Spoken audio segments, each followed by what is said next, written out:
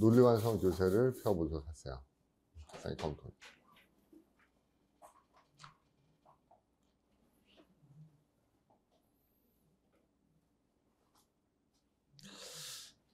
같이 한번 시작을 해보겠습니다.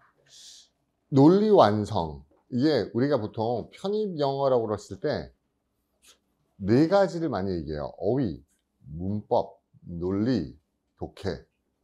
그죠? 1년 동안 우리가 어휘를 어떻게 외워야 될지는 감이 잡히시죠? 계속 반복할 겁니다. 근데 여러분 모르겠어요. 복합토닉 수업을 들어보시면 알겠지만은 거기 실려있는 단어랑 제가 또 추가적으로 적어주는 단어랑 하면은 양이 상당히 적지 않죠? 근데 추가적으로 적어주는 단어도 같이 보셔야 됩니다. 이거 언제 다 외워요? 상관없어요. 계속 반복할 거예요. 뒤에 가서도 또 다른 단어 나오면 또 반복하고 또 반복할 거니까요. 계속 반복해서 음악 듣는다고 생각하고 들으세요. 익숙해질 때까지요. 그 다음에 어휘, 문법. 지난 시간에 우리 문법에 대해서 한번 정리했었죠. OT 하면서. 그래서 문법을 이제 디테일하게 들어가 볼 건데, 문법은 아주 여러분을 이론가를 만들고 싶진 않아요. 문제 풀 수 있을 정도만 할 겁니다. 그죠?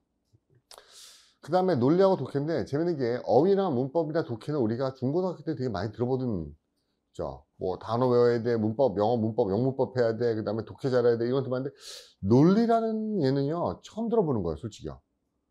근데 이게 참 재밌어요. 이 논리 완성이 어떤 영역인가를 얘기해 주려면 참 재밌습니다. 물론 최근 편입 영어의 경향에 있어서 논리 완성은 과거랑 다르게 성격이 약간 희석돼서 독해인지 논리인지 혼동되는 분들이 굉장히 많은데, 아주 간단하게 얘기하면은 우리가 빈칸 채우기 있죠. 빈칸 채우기.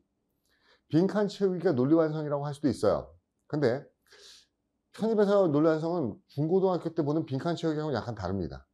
약간 성격이 달라요. 그래서 이게 왜 다를 수뿐이 없는지에 대해서 간단하게 설명을 해드릴 겁니다. 그래서 여기 나와 있는 논리 완성, 로직이라고도 얘기하고 또는 sentence completion, 그죠? 자, 우리말로 하면 뭡니까? sentence completion, 문장 완성, 그죠? 문장 완성. 왜 이 sentence completion이라는 이름을 붙게 됐냐면요. 이건 외울 필요 없어요. 원래 이게 GRE 시험, 미국의 석박사, 미국 애들이 박사학위 들어갈 때 석사나 박사 통합과정 들어갈 때 보는 시험이 있어요. 당연히 그 시험에서 문제가 어떻게 나오면 complete sentence. 그래서 sentence를 완성하세요 라고 디렉션이 나와요. 그래서 sentence completion. 줄여서 그냥 앞에만 써서 sencom. sencom이란 말도 많이 씁니다. sencom tonic 할 때, 그렇죠. sencom이란 말도 많이 쓰고요. 그러면 시험 문제 나오지 않겠지만 간단하게 여러분한테 요약을 하나 해드릴게요. 우리가 보는 편입 제도가 있고요. 편입이라는 University Transfer라는 편입 제도가 있고요.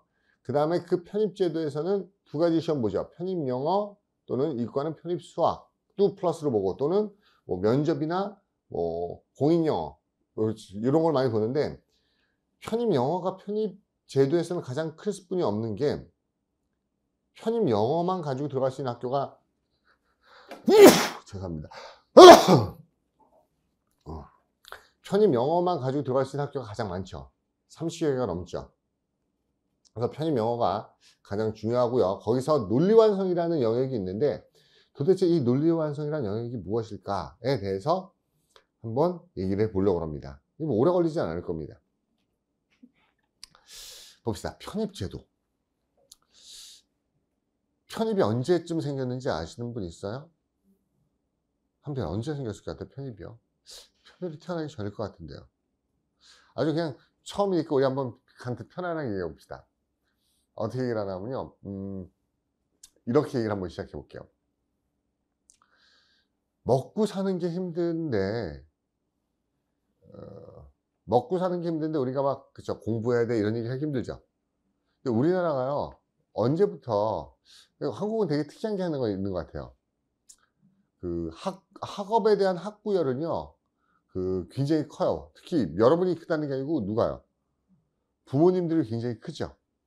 그래서 제가 이렇게 역사적으로 간단히 본다 그러면은, 언제부터 가면은 아마 여러분 요즘엔 없을 거예요. 뭔가 부모님 중에 50년대생 있으신 분, 50년대생 없죠. 60년대생, 60년대 부모님이 60년대생이신 분, 오케이. 부모님이 70년대생이신 분, 부모님이 80년대생은 없겠죠.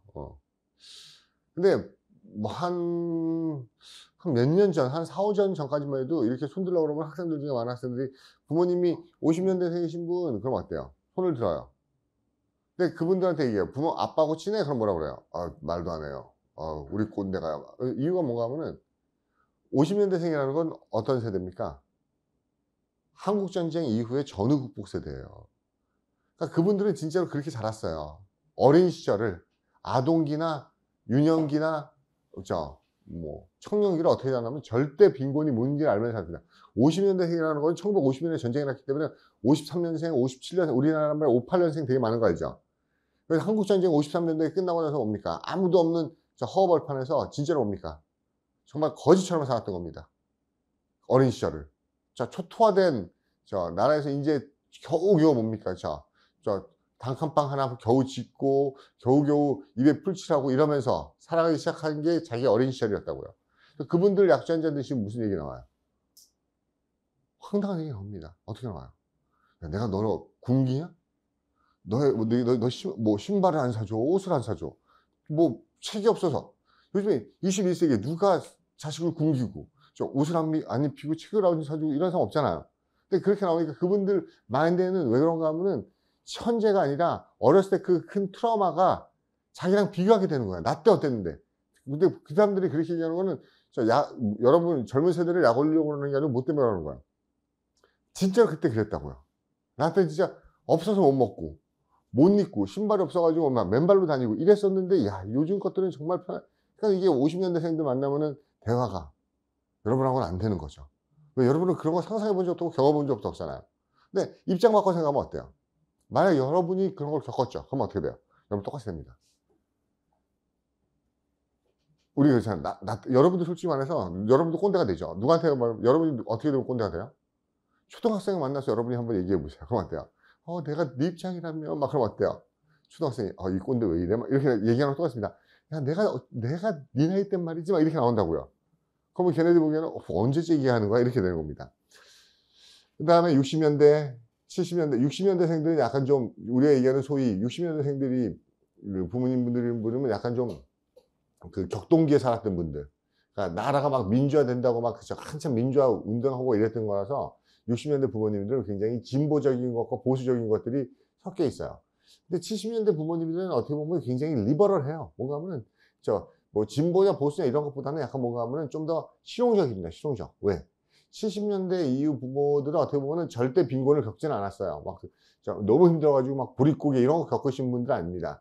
대학 들어가서나 이때도 뭡니까? 약간 유흥문화나 이렇게 하면서 자기 개인적이고 실용적인 걸 중시하는 그 세대예요. 근데 부모님이 50년대건 60년대건 70년대건 간에 어떤 특징이 하나 있냐면요. 우리나라가 절대 빈곤을 딱 벗어난 게 언제부터인가 하면 여러분도 대충 뭐 근현대사 배웠으면 아시겠지만은 1980년대 88 올림픽을 기점으로 막 그 나라가 굉장히 발전해요. 보통 사람들이 국민들이 먹고 사는 게 괜찮아지면은 일단 뭐부터 하는지 아세요? 집부터 좀 좋게 바꾸고 차 좋게 바꾸고 이렇게 하죠. 근데 한국은 좀 먹고 살만하다라고 하면은 가장 많이 투자되는 데가 있어요. 그게 어딜 것 같아요? 교육이에요. 자녀 교육입니다. 물론 그 전에도 자녀 교육에 대해서 정말 많이 부모들이 신경을 썼지만은, 그리고 교육에 대해서 교육열이 컸지만은 1980년대 중반 후반을 거치면서 교육열이 급증합니다. 그래서 그때부터 뭡니까? 그죠? 대학생들이 늘어나요. 대학이 폭증합니다. 또 인구도 늘어나고 대학도 늘어납니다. 그래서 지금 이런 얘기하면 좀 그렇겠지만요. 길 가다가 여러분 나이 또래 사람 붙잡고 아무나 붙잡고 뭐 뒤에 머리통 툭 치고 얘기해요. 너 직업이 뭐야? 그럼 뭐라고 그래요? 10명 중에 9명은 저 대학생인데요? 이럴 거래요? 그렇지 않아요? 여러분 나이 또래면 오히려 여러분 나이 또래 툭 쳤는데 너 뭐야? 그러니까 저 중학교 중퇴입니다. 막 좀 있어 보여. 왠지 얘가 소신 있는 거 아닌가 막 그럴 정도로 많은 OECD 국가 중에서 대학생이 가장 많은 비율을 차지하죠. 대학이라는 게 꼭 직업 훈련이 아닌데도 불구하고 거의 모든 부모가 대학을 보내야 된다는 의무 교육 기관이 된 것처럼 많이 간다고요. 그런데 어떤 일이 벌어지냐면 이런 일이 벌어지는 겁니다. 90년대부터요, 뭔가 하면 대학만 보내는 게 아니고 먹고 살만하니까 90년대 들어오면서 먹고 살만해지니까는 대학을 보내는 게 아니고 좀 더 공부시키고 싶은 거야. 대학원도 보내고 박사도 가르치고 이러고 싶은 거예요. 대학원도 보내고 박사도 가르치고. 그래서 그 전까지는 우리나라가 대학이 자체적으로 박사가 없었어요. 그 전에 박사는 다 우리 옛날에 아주 신라시대 이럴 때는 언제예요? 어디 가서 공부하고 와야지 야, 이 똑똑한 놈이네 했을까요? 중국에 뭐 당나라 같은 데 가서 시험 보고 오면 와 중국 당나라에서 뭐 급제했어 막 그러면 어때요? 우와 우리나라 들어오면 이제 어깨 힘주는 거죠. 일제강점기 때는 어디 가서 공부하고 와야 돼요? 일본의 동경대라든지 와세다, 게이오 이런 데 나오면 와 일본 유학생 출신이야 그러면 와 지신이야 이랬었겠죠. 근데 그 해방되고 난 이후에 그죠? 해방되고 난 이후에 대한민국에서는 저 소위 말하는 최고 지식 엘리트층이라는 층이 어디서 왔을까요? 다 미국 박사죠. 미국에서 뭐 버클리 나왔어요, 스탠퍼드 나왔어요, 하버드 나왔어요. 이런 애들이 어떤 파워 엘리트를 구성하면서 사회의 지식인층이 되는 겁니다. 근데 솔직히 말씀드리면 그 당시에 그렇게 했다는 거는 머리만 좋았던 게 아니에요. 뭔가입니까? 그죠?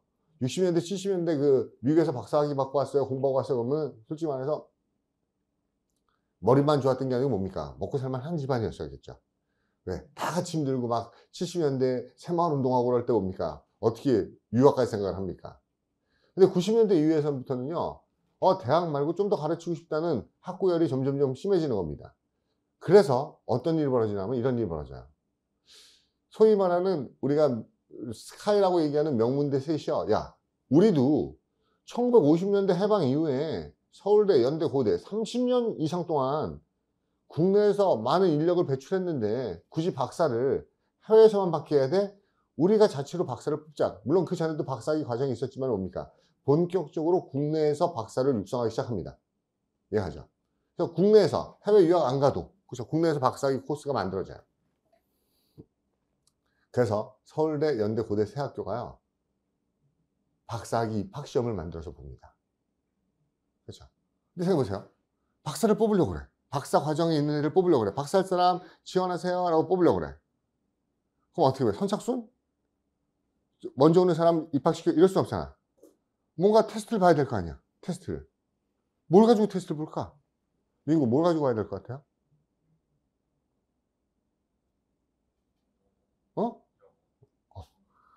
야, 국문과 박사 하기로 하는데 영어로 시험 봐? 중국어과 박사 하려고 중국 관련 박사 하려고 했는데 영어로 봐요? 참 웃기는 겁니다. 이게 참 재밌는 얘기인데 잘 들어보세요. 박사를 뽑아야 되는데 대학에서 서울대인데 고대 박사 뽑아야 되는데 뭘 뽑아야 되지? 뻔하죠. 그 교수들이 자기들 박사학위 있어 없어? 박사학위 있죠? 그럼 자기네가 박사학위 받으러 들어갈 때 시험 봤겠지? 그 시험하고 똑같은 걸 만들어내겠지? 맞아요? 그 시험이 뭔지 아세요? 그게 이 시험이에요. Graduate Record Examination. 그래서 뭡니까? 이게 미국의 대학원 입학 시험이에요. 이게 미국에서 박사학위 들어갈 때 보는 시험이에요. 당연히 이거 대상이 누굴까요? 미국에서 박사학위에 지원하는 애를 뽑는 시험이에요. 당연히 대상이 누굴까요? 미국 애들이겠죠. 얘는 그게 없어요. 미국의 대학 입학은 구별을 해줘요. 미국의 대학 입학은 어떻게 구별해주죠? 얘 미국인이구나. 들어와. 하면서 시험 봐요. 미국인의 시험 봐. 이게 뭐야? SAT죠. 맞아요? SAT를 뽑아요. 근데 얘는 미국애가 아니네.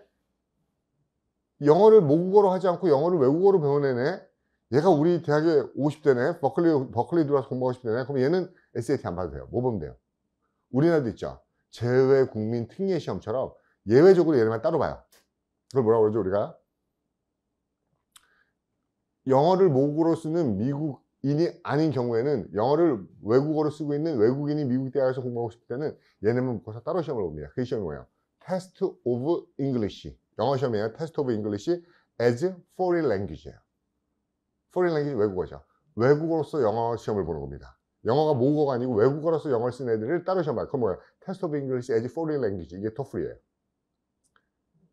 야, 그러니까 TOEFL은 누가 보는 시험이 아니에요. 원어민이 보는 시험이 아니에요. 영어를 외국어로 쓰는 애들. 이런 애들이 보고 이걸 왜 볼까요? 아무리 영어가 외국어지만 와서 수업을 들을 수 있는 정도의 커뮤니케이티브 컴피턴스, 어떤 의사소통 능력이 있는지를 알아봐야 될 거 아니에요. 그래서 TOEFL하고 SAT를 나눠져 있는 거예요. 물론 AP도 있고 여러 가지 있겠지만 기본적으로 SAT는 뭐야? 우리나라처럼 따지면 수능이에요, 수능. 그리고 TOEFL은 뭐야?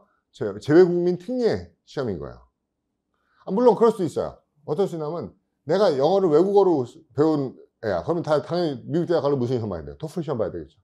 근데 내가 싫어. 나 원어민하고 똑같이 볼 거야.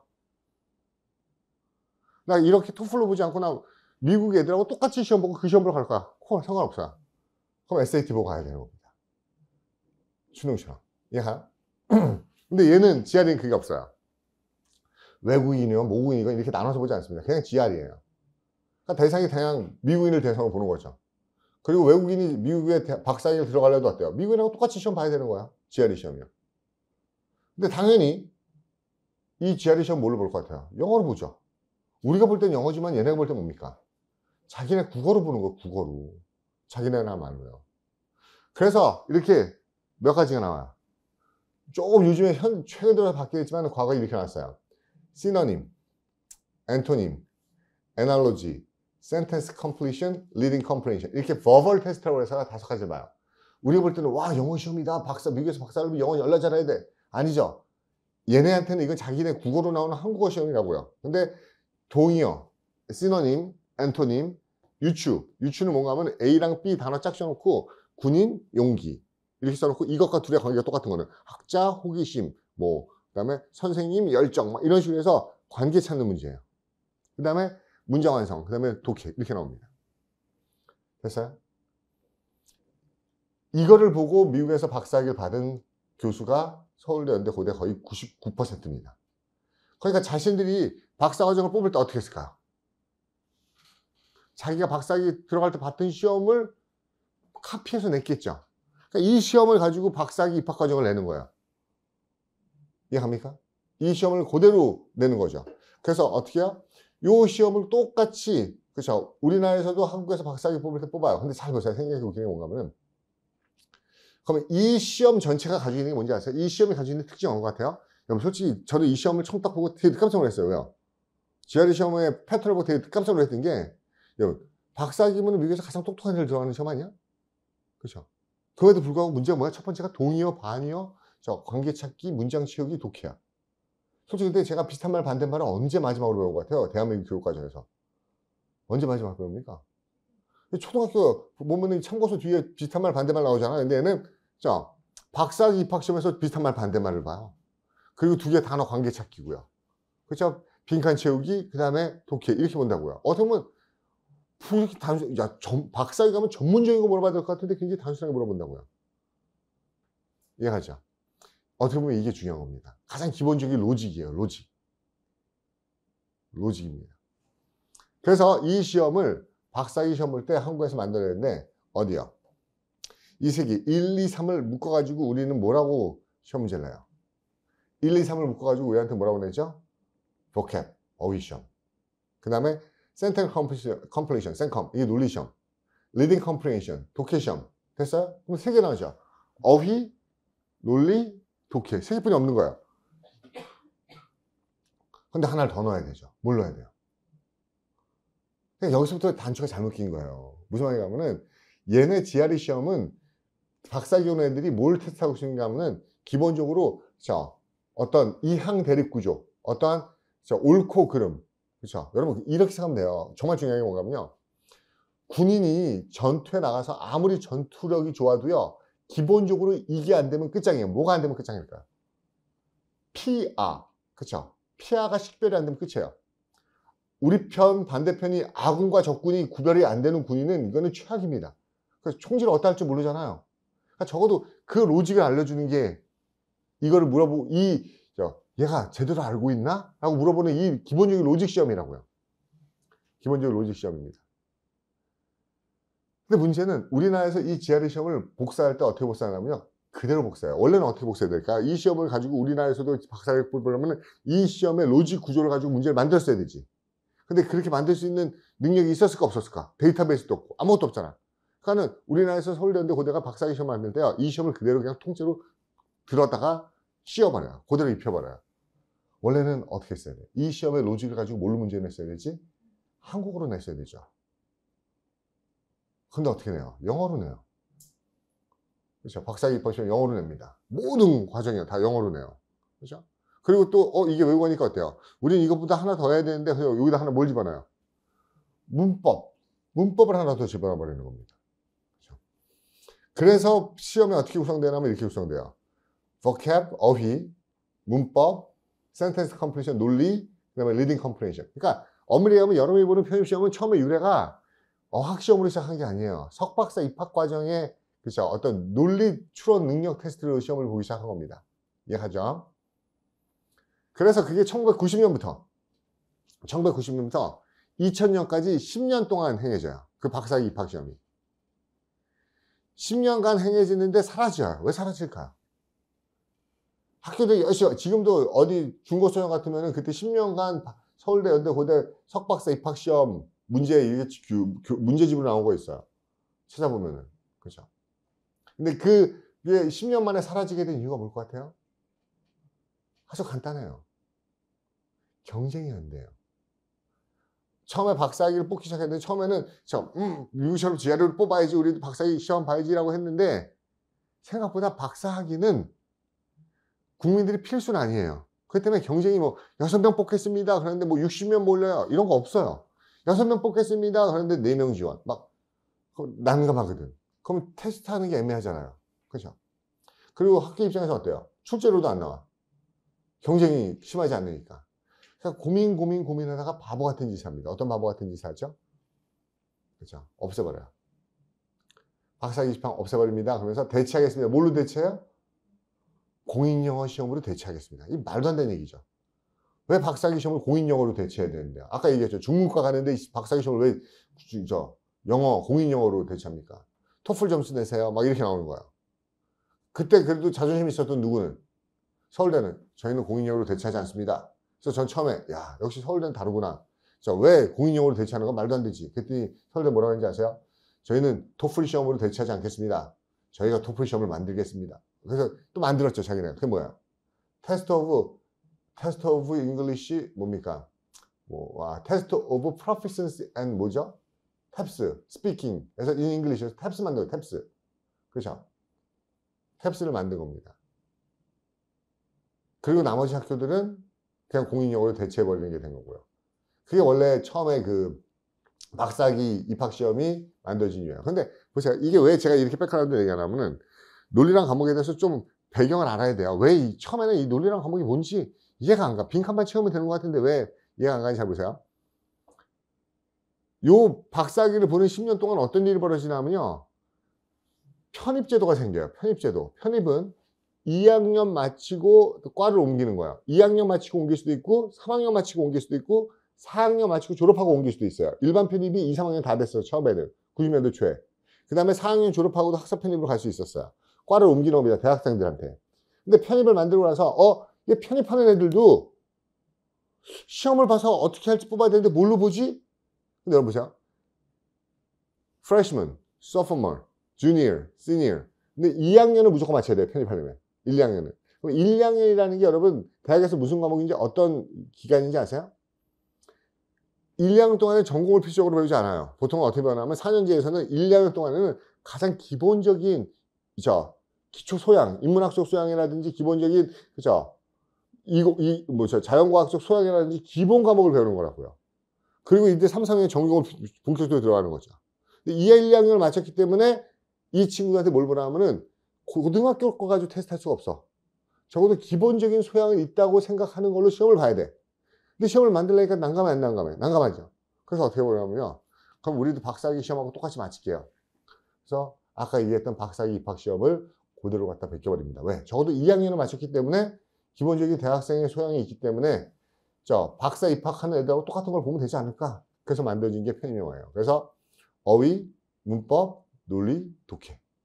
이렇게 우리 얘기하는 어문논독이라는 4가지 영역이 처음에 만들어진 거라고요.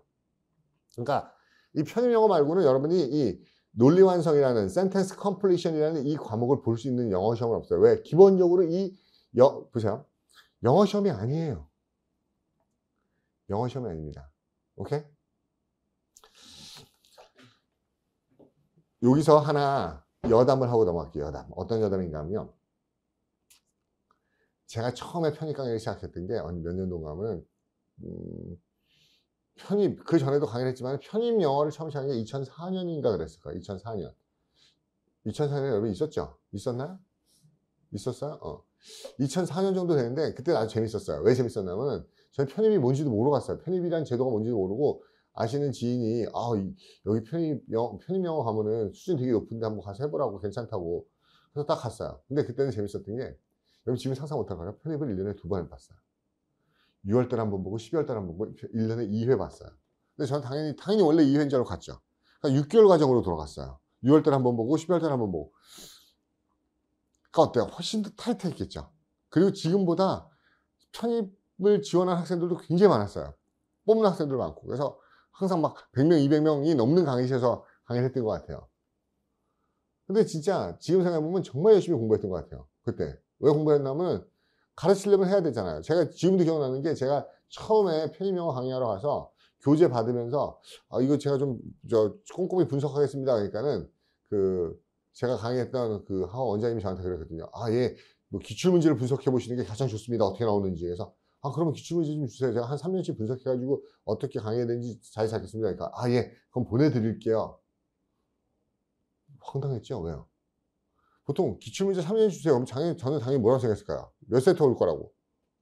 기출문제 3년이면 3세트, 3개 세트 푸는 줄 알았어. 그랬더니 한 150세트를 준 거야, 문제를. 봤더니 편입은 무슨 말인지 알죠? 그것도 1, 2학기야. 그러면 진짜 3년 치면은요, 거의 200세트 문제를 풀어야 되는 거예요. 그것도 학교별로 다 다르게, 유형이 조금씩. 그래서 그거 1년 동안 풀어보면 죽는 줄 알았습니다. 어쨌든 내가 하고 싶은 얘기가 죽어라 공부하면서 강의를 했어요. 그러면서 나름대로 또 뿌듯함도 느꼈죠. 이 편입은 제가 저번에도 얘기했지만은 그 강제적인 게 아니고 어떻게 보면은 선택한 거죠. 선택한 거예요. 근데 진짜 열심히 편입을 분석하면서 강의를 했던 것 같은데 첫 해 요즘엔 안 보지만 그때는 편입도 고대도 영어로 뽑았어요. 코에 시험을 보고 한 여학생이 붙었어요. 와서 합격해서 와서 너무 기뻐하는 겁니다. 막 고대 붙었어요. 그러니까 걔가 너무 좋아하니까 저도 기쁘더라고요. 그래서 진짜 대단하다. 저 어디 나왔는지 아세요? 학교요? 막 제가 좀 고등학교 때 몇 등했는지 아세요? 저 고대 갔어요. 진짜 막 흥분해가지고요. 그래서 잘했다. 진짜 근데 열심히 하는 친구였어요. 단어도 열심히 외우고 수업도 안 빠지고 그래서 진짜 열심히 했잖아. 너 진짜 단어도 열심히 외우고 문제도 많이 풀고 열심히 했으니까 좋은 결과 나왔지. 근데 과는 마음에 들어. 얘 진짜 초등학교 때부터 가고 싶은 과예요. 무슨 과인데? 그래서 저 국문과요. 제가 그때 좀 당황했어요. 왜 당황했냐면 그래. 너 진짜 영어 열심히 하더니 잘됐다. 국문과 가서. 좀 이상하지 않아요? 영어 그렇게 열심히 단어 외워가지고 국문과 붙었대. 근데 자꾸 그런 일이 벌어지는 거야. 진짜 영어 열심히 해가지고 편입영어 열심히 공부했더니 뭡니까? 무슨 거 갔어? 한문학과요. 스페인어학과요. 서반어학과요. 그래서 제가 처음에 딱 느꼈던 게 이거 좀 이상하다. 이 시험 오래 못 갈 것 같다. 앞뒤가 안 맞아요. 그때는 이공계도 다 영어만 봤다고요. 열심히 영어 공부해가지고 기획과 갔어요. 좀 이상하다고 생각했어요. 그리고 그 의문점을 가지고 강의를 하다 보니까는 제 이 생각을 하게 된 겁니다. 보세요. 여러분 그런 얘기 들어본 적 있죠? 편입영어가 국내에서 보는 영어 시험 중에 가장 까다롭다는 얘기 들어본 적 있죠? 맞는 말인 것 같아요? 거짓말인 것 같아요? 거짓말이에요. 왜 거짓말인지 아세요? 국내에서 보는 영어 시험 중에 가장 어려운 게 편입영어 시험 아니에요. 왠지 아세요? 영어 시험 아니에요. 여러분 정말 미안한 얘기지만요. 상위권 대학교 서성한 중 요 학교요. 한글로 바꿔놓고 여러분한테 시험 봐도요. 여러분 틀려요. 무슨 말인지 알겠어요? 독해 문제, 논리 문제를요, 이거를 영어로 내지 않고 한글로 번역한 다음에 여러분한테 주면 여러분 만점 맞을 수 있을 것 같아요? 절대 못 맞아요.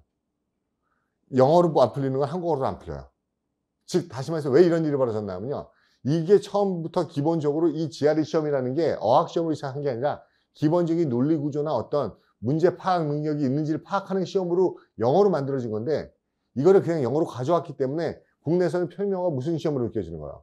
어휘 시험으로 영어 어학 시험으로 느껴지는 거죠. 근데 어학이 아니라고. 간혹 가다 보면 여러분 이런 생각 들 거예요. 막 단어 외우다 보면 어떤 단어들 하면 좀 미안한 얘기지만 단어보다 이런 게 미안하긴 해요. 어휘를 외우다 보면 어떤 게 마음이 아픈가 하면은 영어 단어를 모르는 게 아니라 그 얘기를 해주는 한국어 단어도 생소한 게 있죠. 이런 한국말도 모르는 걸 영어로 외워야 돼? 막 이런 게 있죠. 그 이유는 뭔가 하면은 이거 자체가 처음부터 얘부터 시작했기 때문에 그래요. 그렇죠. 적어도 여러분이 어떠한 기본적인 대학생으로서의 전공적인 거나 그렇죠. 전문적인 글을 읽을 수 있는 능력이 있는지를 테스트하고 싶은 겁니다. 이해가요? 그러니까 솔직히 어학이라고 그러면 어때요? 그냥 커뮤니케이션만 하면 되는 거 아니에요. 일반 미국인처럼 커뮤니케이션하고 글씨 쓰고 말하시면 되죠. 근데 그 수준을 뛰어넘어 버렸다고요. 이유는 얘가 처음부터 석박사 입학시험으로 그죠? 자리매김했기 때문입니다. 이해가시죠? 그래서 어휘, 문법, 논리, 독해 이 네 영역을 앞으로 공부하게 될 텐데 문법, 논리 오늘 논리할 시간이에요. 근데 이 재밌는 게 뭔가 하면 오랜 시간을 걸치면서 재밌어져요. 뭔가 하면 처음부터 얘는 로직이에요. 로직. 근데 편입 영어를 만들면 사람들이요. 야, 어휘 문제도 빈칸으로 낼 수 있어 없어? 단어 문제 낼 수 있죠.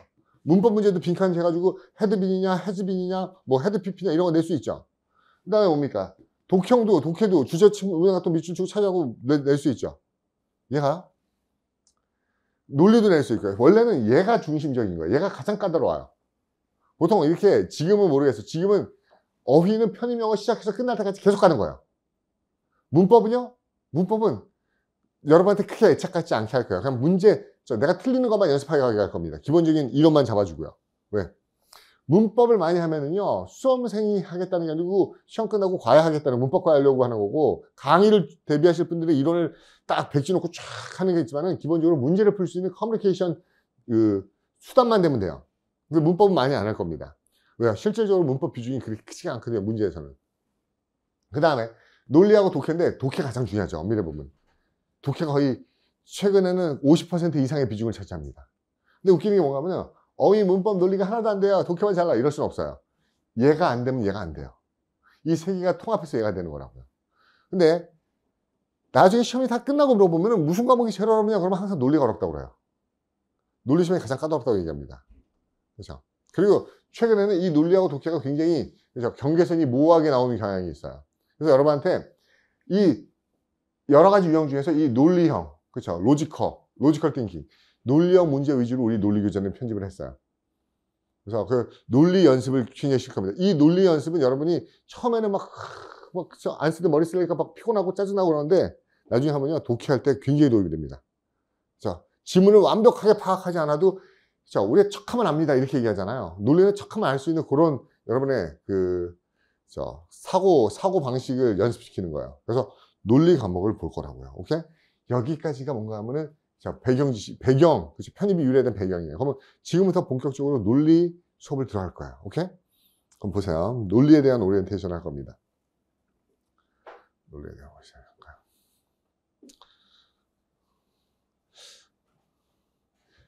시간이 애매해서요.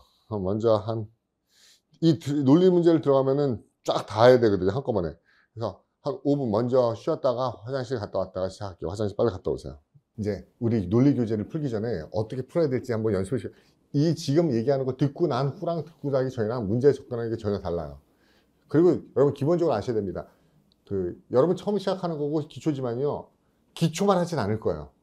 이해가요? 맨날 기초만 해봤자 그냥 1년 내내 기초만 할 수도 있어요. 좀 힘들더라도 약간 의지를 가지고 한번 하려고 노력을 해보세요. 안 되더라도요. 한번 하다 보면 연습됩니다. 논리 문제를 푸는 황금률 6가지. 저 원래 이런 얘기 되게 싫어하거든요. 뭐 비법이라든지 원칙이라든지 이런 거 싫어요. 근데 논리는 이 6가지는 꼭 알고 있어야 돼요. 첫 번째, 따라해봅시다. 단수나 일반화. 소리 내보세요. 단수나 일반화. 정말 중요합니다. 단수나 일반화. 두 번째, 방향성. 따라서 방향성. 세 번째, 문제 속의 단서 찾기. 크게요. 문제 속 단서 찾기. 대입 해석의 함정 피하기. 영영사전 활용도 높이기. 논리적 신호 구조 찾기. 여기서 오늘 제가 1, 2, 3, 4에 대해서 자세하게 얘기를 할 겁니다. 물론 5번, 6번도 얘기를 할 거지만 5번, 6번은 문제 풀면서 그때 케이스 바이 케이스로 얘기를 할 거예요. 근데 제가 아무리 이거를 머릿속에 암기하고 있어야 돼요. 그래서 이거를 집에 가서 외워요. 막 하면서 단순화 일반화, 방향성, 순정 이거 외워봤자 시험 문제 푸는 데 도움이 안 돼요. 근데 이게 문제 풀 때 계속 적용을 시킬 겁니다. 그럼 이 개념이 뭔지를 얘기해 드릴게요. 어떤 개념인지. 첫 번째. 단순화하고 일반화라는 것은 simplification 또는 generalization. 이 simplification이 심플화시키는 게 단순화예요. generalization 일반화시키는 겁니다. 논리에서 이게 정말 중요해요. 논리에서 중요한 게 아니라 여러분이 앞으로 공부하는 데 있어서 이게 가장 중요합니다. 서영. 단순한 사람은 좋은 거 나쁜 거예요? 어? 좋아요? 야, 단순 무식한 놈 단순하냐? 그럼 좋아요? 단순화를 잘하는 건 좋은 건 나쁜 걸까요? 예를 들어서 제가 서영이한테 500페이지 책을 하나 줘요. 500페이지 책을 주고 야 읽어와. 그리고 보고서 내. 그렇죠? 근데 서영이가 만약에 500페이지 책을 읽고 보고서를 내라고 했더니 뭡니까? 보고서를 가져왔어. 그래서 내봐. 그랬더니 낼 때 어떻게 내요? 400페이지를 내는 거야. 선생님 요약한 겁니다. 400페이지. 그럼 제가 뭐라고 그래요? 미안하겠지만 서영이한테 뭐라고 그럴 것 같아요? 500페이지 읽고 저 정리오라고 했더니 400페이지 정리했어요. 그럼 제가 뭐라고 그럴 것 같아요? 정말 미안하지만 서영이 손을 잡고 얘기할 거야. 서영아 너 공부 쪽은 아닌 것 같아. 이렇게 얘기할 겁니다. 이렇게. 야 500페이지를 400페이지로 요약해오면 그게 요약입니까? 아니면 그냥 베껴온 거야? 베껴온 거죠. 근데 제가 수아한테 500페이지를 주고 요약해와. 그랬더니 수아가 몇 페이지로 요약을 해와요? 꼴랑 A4 한 장을 딱 내는 거야. 여기 A4 한 장이요. 뭐야? 그랬더니 요약한 거 그랬더니 A4 한 면으로 요약해온 거야. 근데 보니까 어때? 그 한 면을 읽으니까 어때? 아 맞아. 이 내용이었어. 그래서 한 페이지에 모든 게 다 요약돼 있어. 그럼 어때요? 이 친구 공부해야 되죠. 근데 상희한테 얘가 만약에 요약해와. 그랬더니 어때요? 요약한 거 내놔. 그랬더니 없는데요? 왜? 그럼 말로 할게요. 그랬더니 500페이지 읽고 한 문장으로 얘기를 해. 딱 한 문장으로. 그때부터 뭡니까? 똘똘한 걸 뛰어넘는 거죠. 그때부터 뭐예요? 그쵸? 지니어스. 천재 쪽으로 가는 거죠. 우리가 알고 있는 위대한 그 사상가들이 얘기했던 그 명언들 같은 거 보면 2페이지 반 이런 거 본 적 있어요? 아니죠. 한 문장이죠. 르네 데카르트 뭐라고 그랬어요? 우리가 근대 철학의, 그렇죠. 근대 철학의 문을 열었던 데카르트 같은 거는 한마디로 얘기했어요. 인간의 이성을 어떻게 해요? I think therefore I am. 라틴어로 cogito ergo sum. 생각한다, 고로 존재한다. 그 문장 안에 모든 사상이 다 담겨 있다고요. 이해가 무슨 말이죠? 단순화하고 일반화라는 건 그런 걸 얼마큼 잘할 수 있는 걸 물어보는 거라고요.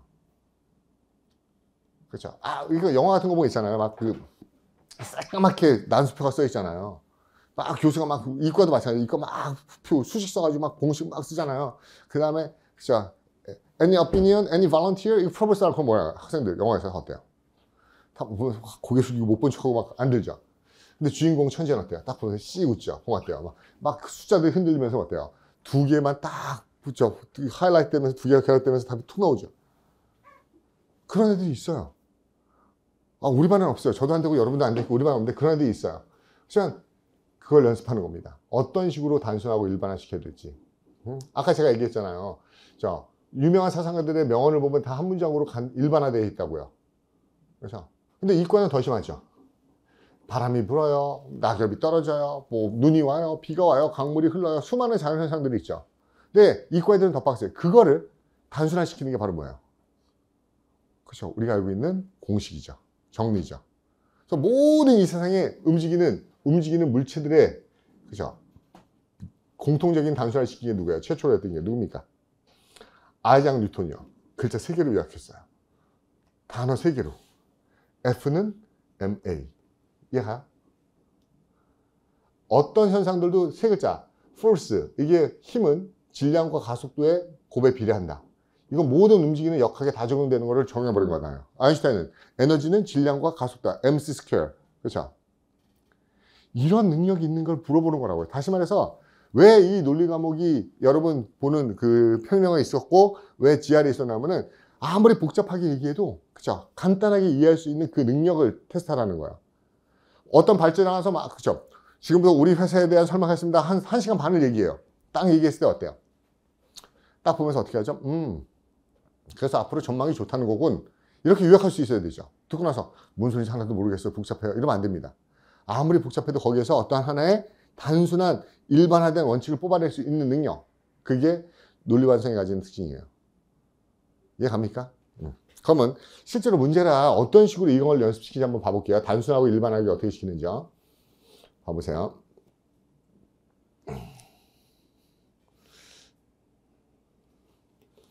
한번 아직 제가 이름이 다 기억하지 못해서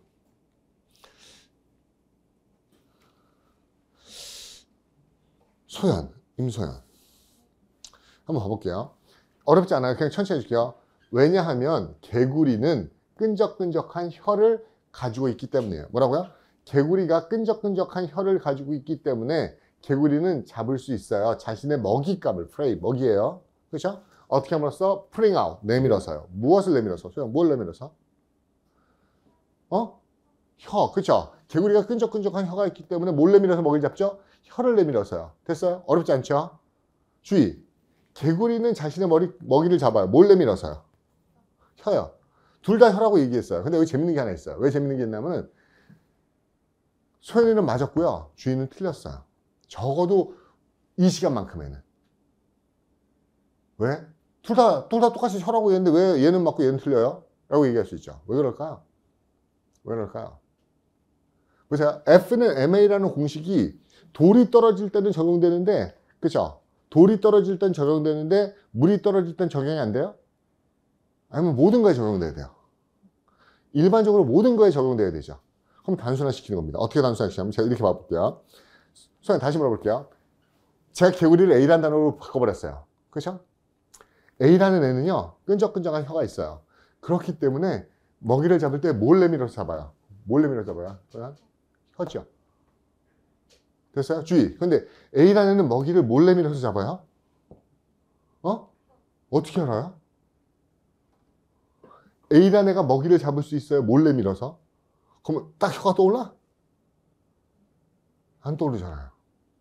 이해해요? 얘는 이 안에서 어떤 게 들어가더라도 항상 혀가 답이 될 수는 없어요. 왜? 단서가 있었으니까. 근데 얘는 개구리라는 단어를 지워버리는 순간, 다른 걸로 바꿔버리는 순간 답이 나와요? 안 나와요? 안 나오죠. 그렇다는 건 무슨 얘기인가 하면은 아까 주희가 이 얘기를 혀라고 얘기했을 때 왜 현대? 왜 현대? 라고 하면 어떻게 되는 거야? 단서가 없는 거예요, 안에. 지식이죠. 상식을 보면 그 영화 같은 그 개구리 같은 거 뭐 동물의 왕국 안 보셨어요? 봤는데 옛날에 개구리가 샥 이런 거 못 보셨? 그렇게 하면 안 된다고요. 이 안에서 단순화시켜서 끝내야 된다는 겁니다. 개별적인 상황이 중요한 게 아니라는 거야. 이해해요? 단순화, 일반화. 그래서 항상 아무리 복잡하게 쓰였어도 그래서 나중에 이게 플러스 마이너스 개념을 되게 많이 얘기하는데, 그렇죠? 글을 단순화시켜서 읽을 수 있어야 돼요. 빠르게 캐치할 수 있어야 됩니다. 좋은 얘기인지 나쁜 얘기인지. 오케이? 예를 들어서 이렇게 얘기하는 겁니다. 한 남학생이어서 주희한테 주희씨 오늘 시간 있으세요? 네. 그럼 저녁에 저하고 같이 밥 먹고 영화 한 편 같이 보고 제가 집에 받아드릴까요? 그러니까 주희가 어떻게 해요? 밥을 먹자고? 내 배가 많이 고픈가? 영화 보자고 그러네. 요즘에 새로운 영화 나왔나 보네. 그리고 집에 받아들인다고? 얘가 내가 집을 길 눈이 어두운 걸 아나? 그렇게 주희가 받아들이는 스타일이라고 하면 어때요? 주희 앞날이 깝깝하겠죠.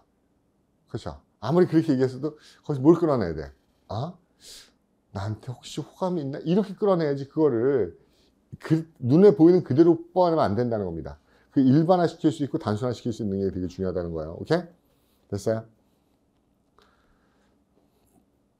일반화하고 단순화가 뭔지 알겠죠? 아무리 복잡해도 어떻게 해야 된다?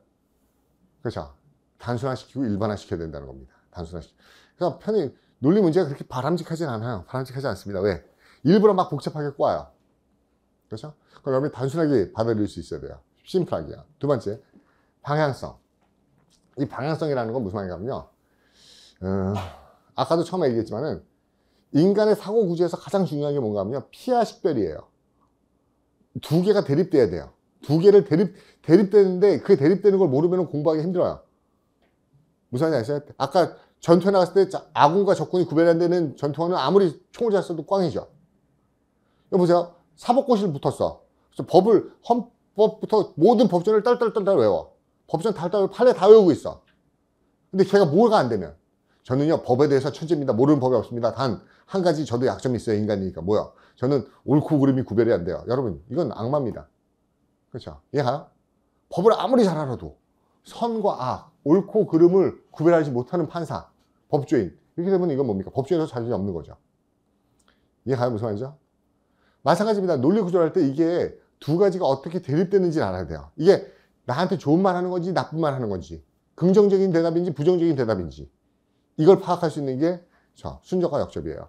그래서 저는 순접은 앞으로 동그라미, 세모 이렇게 많이 얘기해요. 오케이? 동그라미, 세모, 순접 같은 방향, 역접 다른 방향, 반대 방향. 뭐라고요? 순접은 같은 방향, 역접은 반대 방향이에요. 오케이? 이것도 문제 보면서 간단하게 얘기해 드릴게요. 보통은 어떻게 생각하냐면 순접과 역접이라고 그러면은 문장과 문장이 두 개의 문장이 있고, 그죠? 두 개의 문장이 여기가 그 남자는 그죠 굉장히 잘생겼습니다. 나는 그 남자가 좋습니다. 그래갖고 이 두 개가 같은 방향이에요, 반대 방향이에요.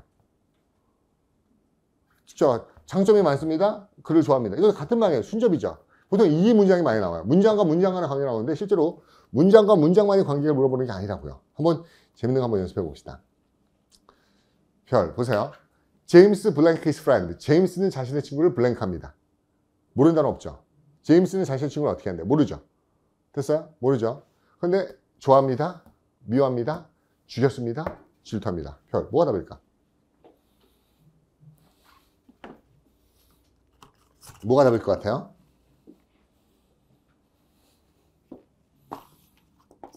저는 이렇게 한번 얘기했더니 어느 학생이 그러더라고요. 선생님, 제 미국인 친구를 만나서 물어봤는데요. 미국인 친구가 다 된대요.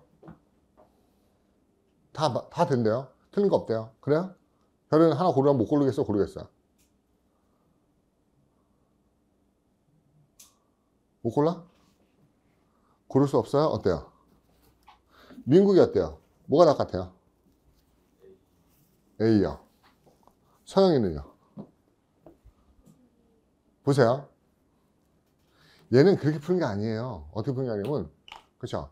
제임스 누군지 알아요? 제임스 누군지 알아? 모르죠. 그럼 제임스가 모르면 뭐야? 제임스가 모르면 일반시킵시다. 누구는? 그는. 그래서 he 되는 거죠. he. 그는. his friend. 됐어요? 그럼 얘가 뭐예요? A 파트예요. 얘가 B 파트예요. 둘의 관계를 알아야 돼요.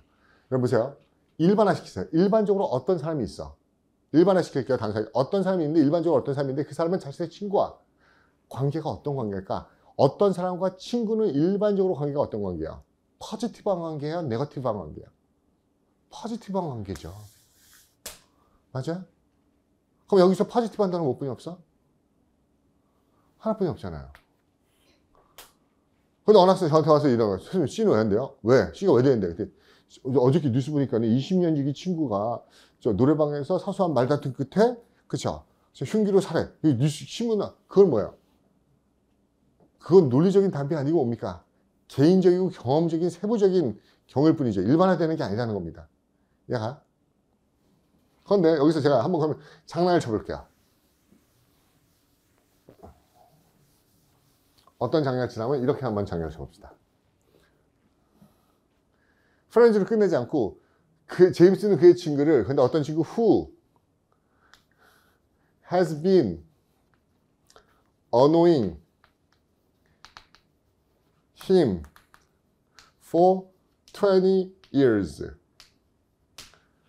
그러면 제임스의 자신의 친구가 어떻게 할까요? 근데 어떤 친구야? 친구가 끝나지 않았죠. 어떤 친구냐면 has been annoying him. 그를 괴롭혀왔어. for 20 years. 아니야. for 20년 동안. 20년 동안 자신을 괴롭혔던 친구를 여러분 이렇게 수식어가 딱 붙는 순간 이 통째로 이 친구는 더 이상 친구가 아니고 뭐가 돼요? 적이 되죠. 그럼 이게 뭐가 들어가야 돼요?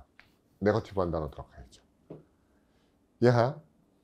그러니까 예쁘게 해석을 하는 문제가 아니라는 겁니다. 됐어요? 그렇죠? 이 굉장히 제 일부러 단순화시켜 놓은 문제입니다. 단순화시켜 놓은 문제예요.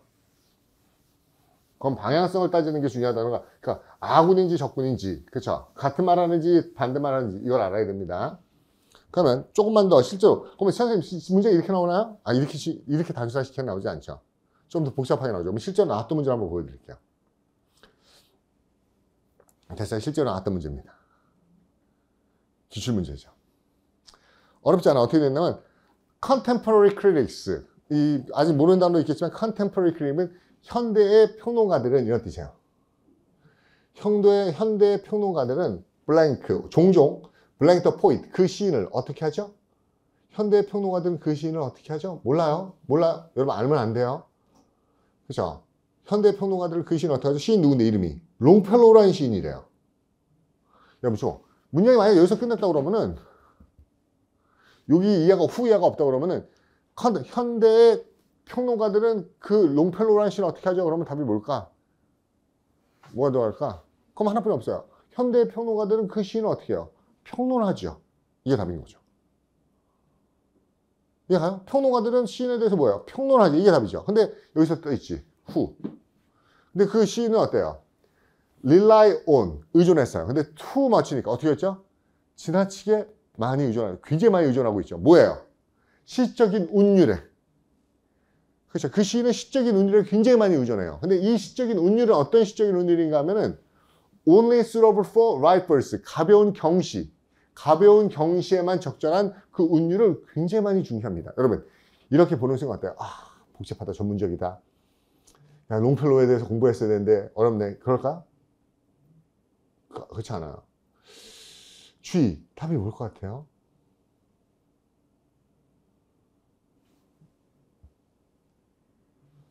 단어도 어렵죠. imitate, 모방하다, 인도스, 지지하다, 디스미스, 무시하다, embellish, 꾸미다, 장식하다, acclaim, 환호하다, 뭐, 그죠? 칭찬하다, acclaim, 이런 뜻이거든요. 보세요.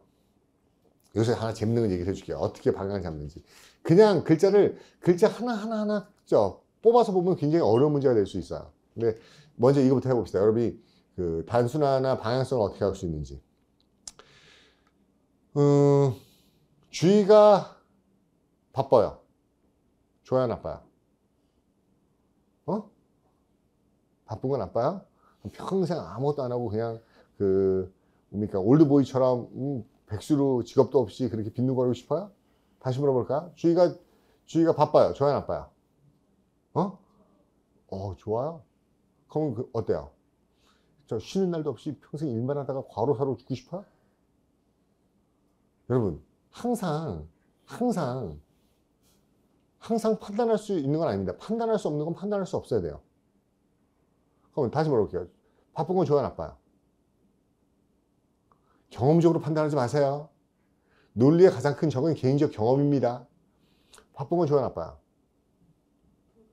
알 수 없어요. 그게 답인 겁니다. 알 수 없어야 돼요.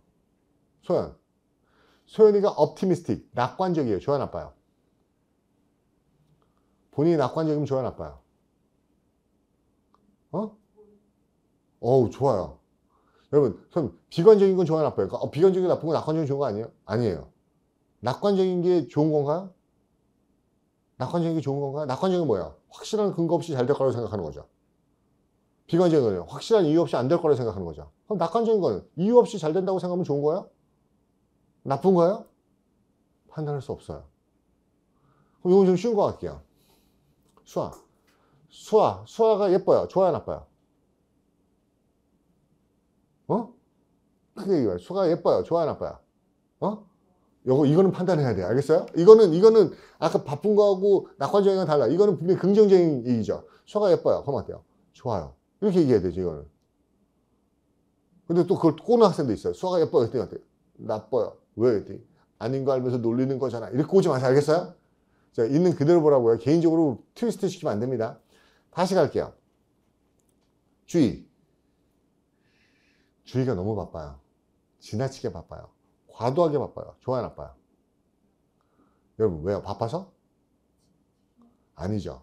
빚이란 단어 때문에 바쁜 게 아니에요. 지나치게 바빠요. 과도하게 바빠요. 너무 바빠요. 그게 나쁜 겁니다. 지나치고 과도하고 너무 바쁘기 때문에 나쁜 거라고요. 적절하게 바빠요. 그렇죠? 돈 되게 바빠요. 그럼 어때요? 그럼 좋은 거라고요. 이해하죠? 그러니까 그 단어는 판단할 수 없으면 그 단어를 어떤 부사가 수식하냐가 이게 긍정으로 갈 수도 있고 부정으로 갈 수도 있어요. 소연이한테 제가요. 소연이가 오버 옵티미스틱, 과도하고 지나치고 너무 낙관적이에요. 좋아요, 나빠요? 나쁜 거예요. 과도하고 지나치고 너무 낙관적이 나쁜 거예요. 그럼 뭐면 좋아요? 적절하게. 적절하게, 그쵸. 바쁘면 좋은 거죠. 적절하게 바쁘면 좋은 거예요. 오케이? 근데 여기서부터 문제가 생겨요. 무슨 문제가 생기냐면은, 이게 문제가 생깁니다. 수아가 너무 예뻐요. 과도하게 예뻐요. 지나치게 예뻐요. 그럼 좋아요, 나빠요? 뭐라고? 그쵸. 이게 문제예요. 왜요? 아무리 논리적인 진술이 부정적이어도 본인의 희망이 그걸 긍정으로 해석하죠. 지나치게 예쁘고 과도하게 예쁘고 너무 예쁘다는 거는 뭔가 하면요, 수아의 미모가 가지고 있는 과잉성에 대한 불만을 얘기하는 거예요. 근데 뭐였대요? 한번 과도하게 이뻐봤으면 좋겠다. 지나치게 이뻐봤으면 얼마나 좋을까? 이런 본인의 바람이 오히려 그거를 긍정으로 봤죠. 이것도 되게 중요해요. 왜냐하면 이거는 수화 잘못이 아니고 특히 지나치고 과도하는 것보다 우리말에 너무 있죠. 너무. 이게 국어 문법이 바뀌었는데 너무란 단어가 원래는 부정부사예요. 부정부사라고. 너무는 원래 너무하네 그러면 감사합니다 이래요? 아니죠. 그러니까 매우하고 매우는 그쵸 강조부사야. 근데 너무는 부정부사야. 그래서 너무 바빠요. 그럼 부정적인 거는 바쁜 게 아니고 너무 바쁘게 너무에 부정적인 게 있는 거라고. 근데 한국 사람들이 이 너무를 자꾸 뭘로 착각해요? 긍정의 강조부사로 바꾼대요. 너무너무 좋아요. 안 돼요. 너무 그렇게 얘기하면 안 돼요. 매우 좋아요, 아주 좋아요 이래야 된다고요. 너무는 안 좋은 거라고요. 근데 우리말이 너무가 너무 긍정적인 강조로 바뀌어버리는 바람에 혼돈되는데 영어는 아니에요. 너무는 무조건 나쁜 겁니다. 부정적인 거예요. 그러니까 수화가 과도하고 지나치고 너무 예뻐요 라고 하면 이건 부정적인 진술이에요. 수화의 미호가 가지고 있는 부정적인 결과를 초래하는 겁니다. 이해하죠? 그러니까 여기서도 다 필요 없는 거예요. 간단하게 이겁니다. 얘네가 누구죠? 일반화시키면? 얘네가 일반화시키면 어떤 거죠? 그들이죠. 그들은. 됐어요? 단순화시킬게요. 이할 필요 없어요. 그들은요. 얘는 누구죠? 그죠. 그를 어떻게 하죠? 알아 몰라. 그들이 그를 어떻게 하죠? 알아 몰라. 모르죠. 근데 그는 어떤 애죠? 그는 어떤 애죠? 복잡한 생각 없어요. 그는 어떤 애 필요 없어요. too much. 그쵸? 경시에 적합한 시적 운율을 지나치게 많이 의존한다. 다 필요 없고 뭐예요? 지나치고 과도한 겁니다. 그는 어떤 애죠? 지나치고 과도한 애예요. 그럼 얘는 지나치고 과도한 애니까 어때요? 긍정적이에요? 부정적이에요? 부정적이죠. 그럼 그들은 부정적에 대한 애들에 대한 감정이 어떨까요? 긍정적일까? 부정적일까요? 부정적이죠. 여기서 부정적인 단어 뭐 있었어요? 디스미스 하나죠. 이해해요? 어떤 식으로 글의 그 방향성을 초래되는지 알겠냐고요. 옷만 바꾸고 싶은데 여기다가 내가 이렇게 바꿀게요. 현대 물리학자들은 아인슈타인에 대해서 어떻게 생각하죠? 몰라요. 아인슈타인은요, 빛의 입자성보다 파동성을 지나치게 강조했습니다. 그럼 이것도 이거 현대 과학인가 물리학인가 아니죠. 다 필요 없죠. 현대 물리학자들은 아인슈타인을 어떻게 생각하죠? 아인슈타인은 입자성보다 파동성을 지나치게 강조했어요. 그러면 지나쳤기 때문에 어때요? 부정적인 거죠. 이해하죠? 무슨 말이죠? 이게 논리의 방향성이라는 겁니다. 오케이? 아군인지 적군인지 긍정인지 부정인지 그걸 빠르게 파악하셔야 돼요. 빠르게 파악하셔야 됩니다.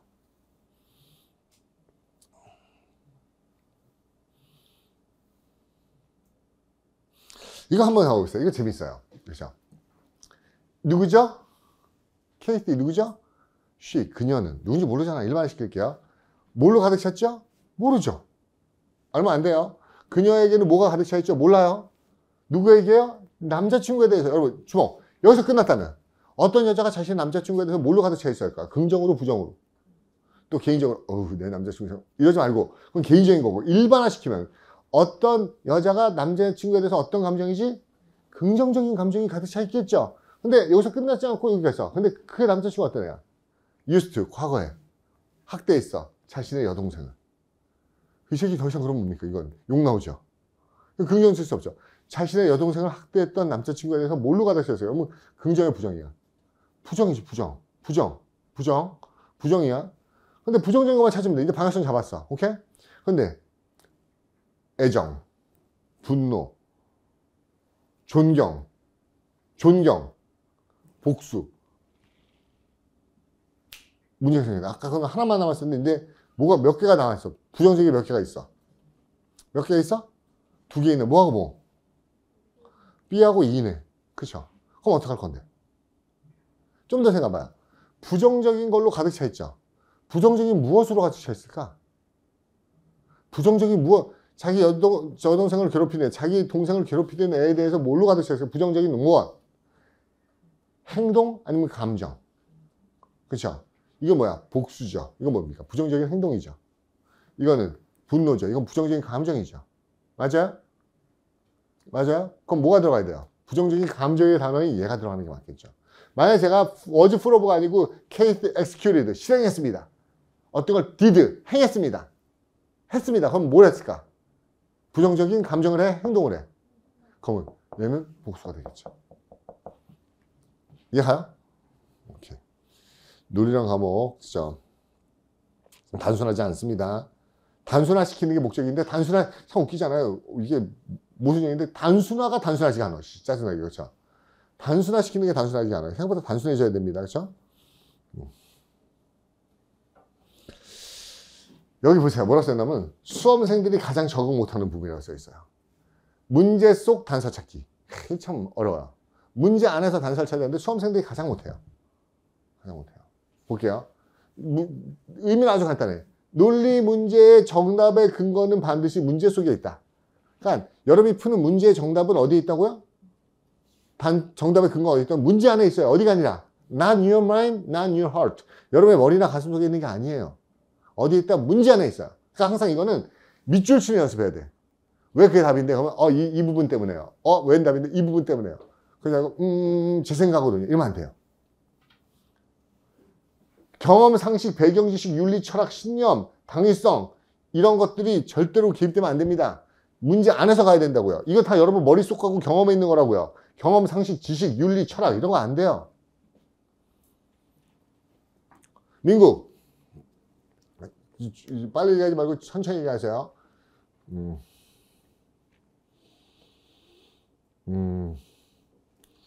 여자친구를 사랑하면 딴 여자 사랑할 수 있어요, 없어요?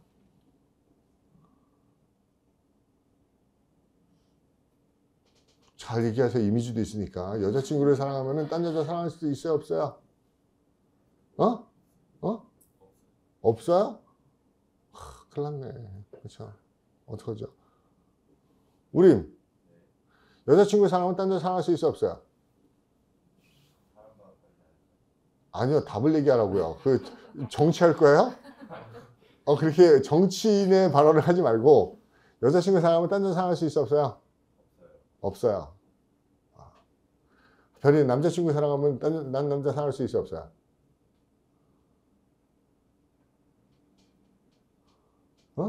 여기 보자. 그냥 간단히 얘기할게요. 여자친구 사랑하면 딴 여자 사랑할 수 있어요, 없어요? 그러니까 뭐라고 그래요? 없대요. 그죠? 이게 지금 무슨 얘기하죠? 우리가 지금 논리 수업이에요? 윤리 수업이에요?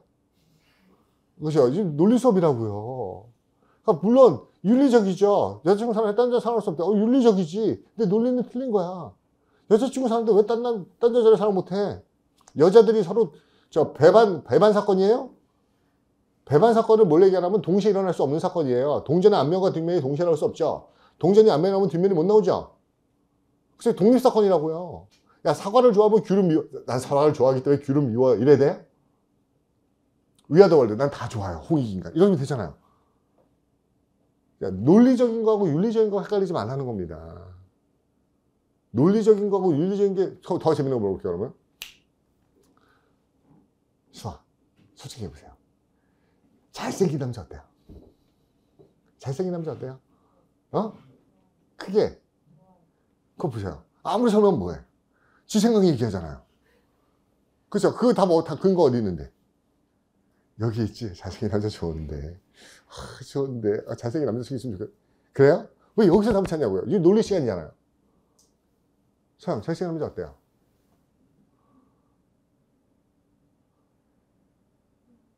몰라요? 우리 예쁜 여자 어때요? 저게 답이에요. 문제 안에 있다고 했죠. 예쁜 여자 어때요? 예뻐요. 예쁜 여자 어때요? 여자죠. 수아 알겠어요? 잘생긴 남자 어때요? 잘생겼어요. 이거 부인할 수 있어요? 잘생긴 남자 어때요? 남자죠. 부인할 수 있어요? 문제 안에 답이 이게 달라요. 뭐가 다른가 하면은 우리가 알고 있는 기본의 그 상식으로 대답하는 거고 논리 문제는 다르다고요. 한 번 전에 어느 학생이 찾아왔어요. 제가 예쁜 여자 어때요? 좋아요. 그래서 아니 엄마 답은 예쁜 여자 어때요? 예뻐요가 답이야. 잘생긴 남자 어떻게 잘생겼어요? 문제 안에 답이 있다고 이렇게 했더니 조용히 쉬는 시간 안에서 물어. 선생님 그럼 예쁜 여자 좋아하면 안 되는 거야? 그 개인적으로 네가 좋아하든지 말고 그건 네 생각이고 답은 아니라고 답은. 이해가죠? 무슨 말인지. 이해가? 근데 우리는 아직까지도 경험적으로 대화를 얘기하려고 그래요. 뭐 잘생긴 남자 어때요? 예쁜 여자 어때요? 그러면 어때요? 좋은데. 또 어느 학생 저는 너무 예쁘고 막 그러면 부담스러워서 싫어요. 막 저는 경쟁력 없는 남친이 좋아요. 뭐 이럴 수도 있겠지만 개인적으로 쓰면 안 되고 아까 일반화 단순화 시킬 수 있게요. 일반화 단순화 시킬 수 있게요. 이걸 연습 한번 해보세요. 이거 재밌다고요. 근데 안 돼요. 왜 안 되냐면 버릇이 돼서 자신의 경험으로 답을 쓰려고 그러고 계속 자신의 경험으로. 볼까요? 아주 간단해요. 그녀는 절대 부인하지 못해요. She cannot deny. 부인할 수 없는 사실이 있어요. 이 사람이요, 자신을 너무너무 사랑하고 있다는 걸 부인할 수가 없어요. 모르는 단어 있어요? 엄마, 선생님, 애인, 그 다음에 친구, 절친. 부인할 수 있어? 그녀가 이 사람이 자기를 정말 사랑한다는 거 부인할 수 없대요. 별이야, 누굴까? 어려워요, 이거? 그럼 이게요. 자신있게 틀려도 돼요. 여러분, 저번에도 얘기했지만은, 제가 물어봤을 때 정답하고 정확한 근거를 얘기하는 걸 좋아할까요? 싫어할까요? 싫어해요.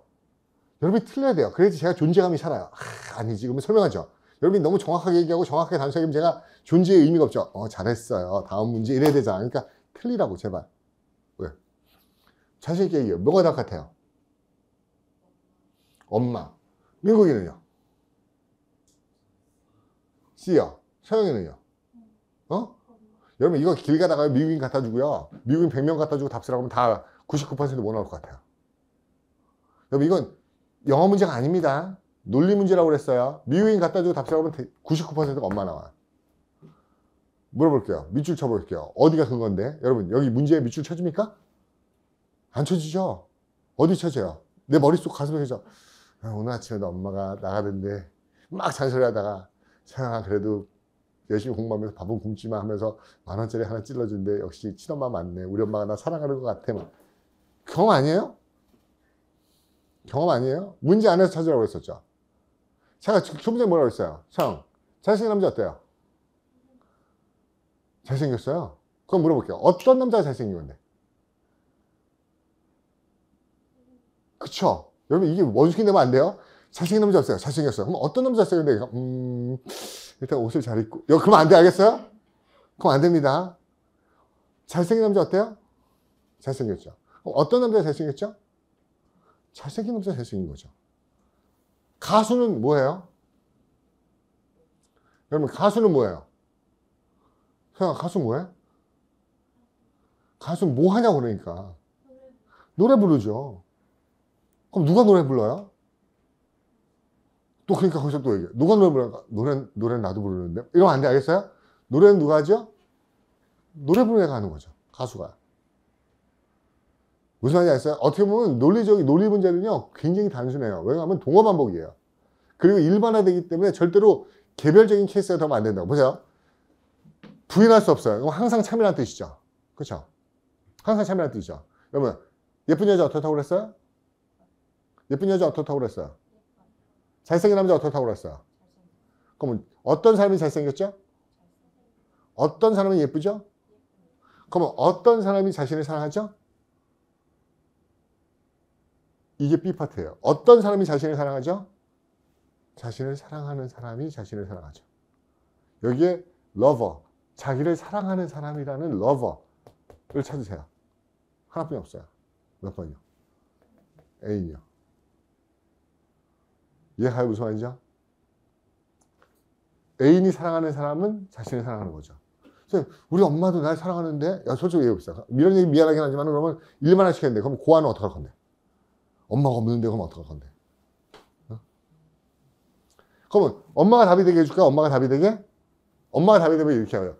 그녀는 부인할 수 없어요. 이분이 자신을 낳아준 거. 누구예요? 자기를 낳아준 사람 누구예요? 부모죠. 그럼 엄마겠죠. 그녀는 부인할 수 없어요. 이분이 자신에게 가르침을 줬다는 거. 자신에게 교훈을 주고 가르침을 주다. 이게 누구야 그러면? 선생님이죠. 그녀는 부인할 수 없어요. 이 사람이 자신과 굉장히 가까운 관계라는 거. 그럼 누구예요? 친구죠. 어떻게 하는지 알겠어요? 근데 제가 금방 얘기했는데 불구하고 여러분 어때요? 엄마. 이렇게 나오잖아요. 그죠? 경험을 배제하고 문제 안에서 단서를 찾아야 된다는 거. 드라이하게 해요. 근데 쉽지가 않다고요. 한 2달 걸려요. 이거 연습하는데. 논리 재밌어요. 그렇죠? 안 쓰던 머리 쓰니까 좀 힘들긴 한데 그래도 생각해야 돼요. 계속 생각. 제가 받았던 질문 중에 가장 황당한 질문 뭔지 아세요? 이 문제에 대해서 가장 받았던 황당한 질문? 어느 학생이 얘기하더라고요. 제가 C를 못 쓴 거는요. 그렇죠? 경험 때문에 A를 쓴 게 아니고 C를 못 쓴 거는요. 경험 때문에 C를 못 썼어요. 그게 너무 마음 아프더라고요. 그렇죠? 자기 경험 때문에 C를 못 썼어요. 저도 애인이 있었어요. 알고 봤더니 저를 진짜 좋아하는 게 아니라 이런 경험이 그렇죠? 어쨌든 간에 경험을 도입하면은 답과 멀어질 수 있어요. 알겠어요? 경험, 윤리, 도덕 다 배제하고 논리적으로만 풀라는 겁니다. 논리하고 경험은 달라요. 알겠습니까?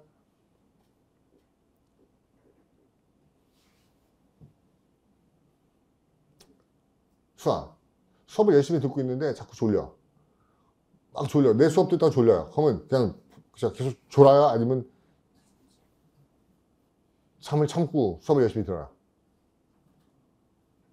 어려워요? 아침에 일어났는데 피곤해서 학원 가기 싫어요. 제껴요? 아니면 나와요? 크게. 웃긴 거 뭔지 아세요? 이게 정말 이런 식으로 문제가 나온다고요. 그럼 여러분 피곤하다고요. 왜? 아침에 일어났는데 그렇죠. 정말 피곤해서 학원 가기 싫어요. 나와요? 아니면은 제껴요? 논리는 제끼는 겁니다. 피곤해서 가기 싫어. 그럼 어떻게 돼요? 안 가는 거죠. 졸리면 논리적인 졸리면 어떻게 돼요? 자야죠. 그런데 그럼에도 불구하고 가야죠. 그럼에도 불구하고 졸면 안 되죠. 이건 뭐예요? 논리예요? 당위와 윤리예요? 당위와 윤리입니다. 당위와 윤리로 답을 쓰려고 하지 마세요. 논리로 답을 써야 됩니다. 오케이?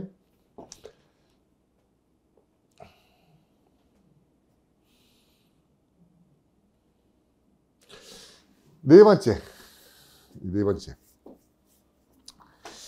이 네 번째 뭔가 하면은 이게 제가 1, 2, 3번을 얘기했음에도 불구하고 여러분들이 앞으로 우리가 지금 단어도 많이 모르고 그죠? 문장 구문도 문법도 잘 모르기 때문에 그죠? 해석도 잘 안 되는데 다 써줘도 해석이 안 되는데 거기다가 빵꾸 뚫어놨으니까 당황스럽죠.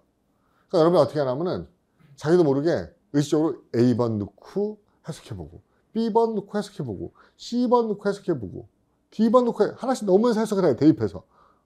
그러면 논리 문제가 어떤지 아세요? A번 넣고 어때요? 나쁘지 않은데 B번 이럴 수도 있지. C번 이거 내 인생관인데 막 그죠? 이거 꼬인다고요. 그러니까 대입해서 해석하면 다 그럴듯해요. 우리 솔직히 아까 여러분 이거 그죠? 어떤 문제였었냐? 이거 봤을 때 하나씩 대입하니까 어땠어요? 말 안 되는 거 있었나요? 다 말 되나요? 다 말 됐어요. 그럼 뭐지? 이러면 안 된다고요. 아까 뭡니까? 둘의 관계는 긍정이다. 보고 긍정만 찾은 거죠. 마찬가지라는 겁니다. 그렇죠?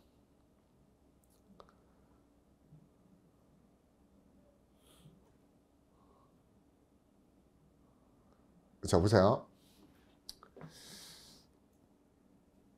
어떻게 하면 되냐면은 빈칸의 내용이 원래 뭐가 들어갈지 미리 머릿속으로 추론하세요. 여기 긍정이 들어갈 것 같아. 이런 개념이 들어갈 것 같아. 라고 생각해 놓고 그 다음에 보기에 찾아야 돼요.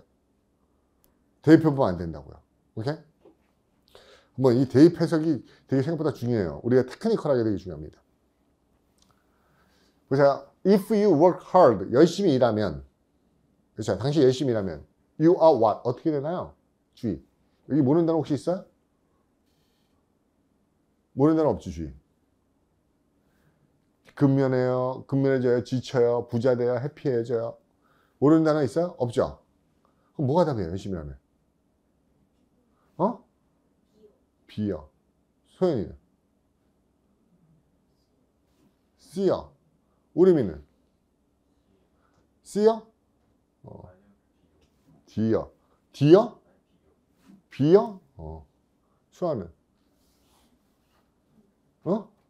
몇 번? 2번 브라보. 그 다음에 서영이는? tired.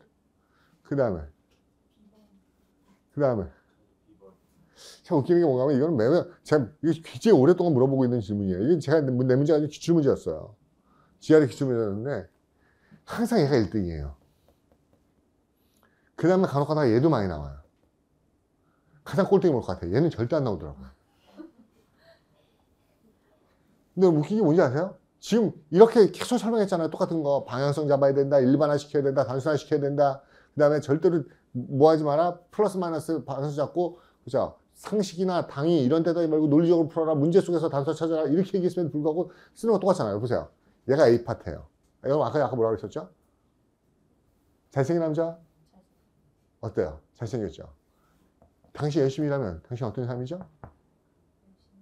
당신이 열심히 일하면 당신은 어떤 사람이죠? 하드워킹. 열심히 일하는 사람 아니에요? 우리 금방 했던 거잖아요. 예쁜 여자 어때요? 예뻐요. 가수는 노래해요. 잘생기면 잘생겼어요. 열심히 하면 당신 어떤 사람이에요? 열심히 하는 사람이지. 그럼 답은요? 예쁜이 없죠. 근데 왜 이게 제일 많이 나올까? 그놈의 경험을 못 버리는 거야. 또 내가 며칠 전에 친구하고 밤새서 둘이 진짜 와 힘도 죽는 줄 알았어요. 경험이죠. 또 누가 자본주의 아니랄까 봐. 저희 삼촌이요 어렸을 때부터 진짜 열심히 일했는데 지금 빌딩에 실제 부자 됐어요. 그렇죠? 그럼 사회주의에서는 이거 문제, 사회주의는 무품 이렇게 되겠네. 그렇죠? 사회주의 사람이 없으면 이해합니까? 근데 이거는 제가 만들어낸 오답이거든요. 왜 만들어낸 오답인지 아세요? 이게 한 번도 안 나와요. 4번을 얘기하는 사람이 없어요. 하면 우리 그냥 4번이라고 그런 것 같아서 깜짝 놀랐어요. D 그래가지고요. 왜요? 뭔가 하면 얘기했잖아요. 이게 재밌는 게 뭔가 하면은 아까 이게 한번 생각해 보세요. 제가 뭐라고 했냐면 논리의 정답의 단서는 반드시 문제 속에 있어요. 정답의 단서는 어디 있다? 문제 속에 있어요. 근데 여러분이 맨날 정답의 단서는 문제에서 안 찾고 어디서 찾아요? 경험, 상식, 지식, 윤리 이런 데 찾잖아요. 그러면 재밌는 게 이거죠. 여러분이 만약에 오답을 얘기했으면 그 오답에는 뭐가 담겨 있는 거야? 여러분이 오답을 골랐으면 그 오답에는 뭐가 담겨 있지? 여러분의 가치관, 인생관, 윤리관, 도덕관, 지식이 담겨 있는 거야. 이게 무슨 말이죠? 정답은 문제 속에 있는데 여러분이 자꾸 여러분의 가치관과 상식에서 답을 얘기해서 틀려. 그럼 여러분이 오답을 냈으면 그 오답에 뭐가 담겨 있어? 여러분의 인생관이 어떻게 보면 다 노출되는 거라고요. 보세요. 그렇다면은 제가 보기에는 이래요. 여기서 B번을 쓰신 분은요. 그렇죠? 노동에 대한 가치관이 어때요? 긍정적이에요, 부정적이에요? 굉장히 부정적이죠. 열심히 힘들어요, 지쳐요. 열정 페이, 연락 부려먹기 말고 착취 말고 일하는 거 싫어요. 여러분 노동에 대해서 굉장히 부정적입니다. 그리고 C번을 썼다는 건 뭐예요? 자본주의 세대된 거죠. 일을 왜 한다? 돈 벌려고 하는 거다. 부자 되려고. 이게 여러분 인생관에 들어가 있는 겁니다. 왜 제가 D번 썼는지 아세요? 제게 희망이 하나 있어요. 언젠가 미래에 그죠? 편입 따위 안 해도 상관없는 날이 왔으면 좋겠어요. 여러분이 모든 오답을 D로 쓰는 날 그런 날이 온다면 유토피아죠. 그러면 편입 따위 안 해도 돼요. 왜요? 여러분 열심히 일하면 어때요? 그래서 여러분 모두가 행복해지는 거 아닌가? 야, 그런 사회가 올 수 있다면 그렇죠? 그런 사회가 올 수 있다고 그러면 경쟁도 없고 편입도 없고 이럴 것 같죠. 근데 아직까지는 여러분은 해피가 오답으로 나오는 거 못 봤다고요. 그러니까 저런 경험이나 노동에 대한 긍정적인 마인드는 없는 거예요. 다 같이 열심히 자기 일 하면서 사는 사회, 근면하게 사는 사회, 이거 행복하잖아요. 좋아요. 이렇게는 안 나온다고요. 오케이? 그래서 우리가 가장 중요한 대입해서 항상 이야기까지 끝냈습니다. 근데 한 개만 더 볼게요. 실제로 나왔던 문제 한번 봐볼게요. 이렇게 나오면 되게 복잡해 보여요. 솔직히 되게 복잡하잖아요. 문장이요. 근데 단순화시키는 거 한번 연습해 봅시다. 가장 큰 동기, 새로운 기술을 배우는 동기. 여기까지 좋아요. 새로운 기술을 배우려는 동기는 다급한 필요성이다. 그랬어요? 뭐 하려는? 그것을 사용하려는 필요성 때문이다. 오케이? 다시요. 새로운 기술을 배우려는 모티베이션, 동기가 되는 게 뭐다? 다급하게 필요하기 때문이다. 이게 A 파트예요. 이러한 이유 때문에. 그럼 이러한 이유 때문에 하는 건 똑같은 얘기한다는 거야? 반대 얘기한다는 거야? 같은 얘기한다는 거지. 왜 새로운 기술을 배우는데? 그것을 사용하고 싶은 다급한 필요성 때문에 새로운 기술을 배우는 거래요. 그러한 이유 때문에 그죠? 많은 과학자들은 안 배워. 새로운 기술을 안 배우고 새로운 분야를 안 배워. 안 배워. 언제까지? 무엇이? 그쵸? 그들에게 닥칠 때까지. 그렇게 해야 되는. 보세요. 넣어볼게요. 새로운 기술을 끝내 안 배워. 언제까지? 새로운 걸 배워야 된다는 증거가 제시될 때까지. 새로운 걸 배워야 된다는 증거가 제시될 때까지 안 배워? 아니면 새로운 걸 배워야 되는 압력이 가해질 때까지 안 배워? 아니면 새로운 걸 배워야 된다는 정보가 주어질 때까지 안 배워? 아니면 새로운 걸 배울 수 있는 기술이 주어질 때까지 안 배워? 지금 제가 하나씩 넣어서 대입했어요. 어때요, 말이요? 다 그렇다잖아요? 새로운 걸 배워야 된다는 게 딱 입증될 때까지 안 배워. 새로운 걸 배워야 되는 압력이 가할 때까지 안 배워.